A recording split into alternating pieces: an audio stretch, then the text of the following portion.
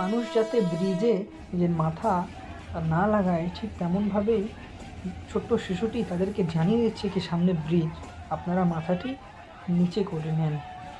এত সুন্দর মুহূর্ত দেখতে পারতেছেন বন্ধুরা, কত সুন্দর করে ছোট্ট শিশুটি নিজের বুদ্ধি খাটিয়ে মানুষদেরকে সহযোগিতা করতেছে।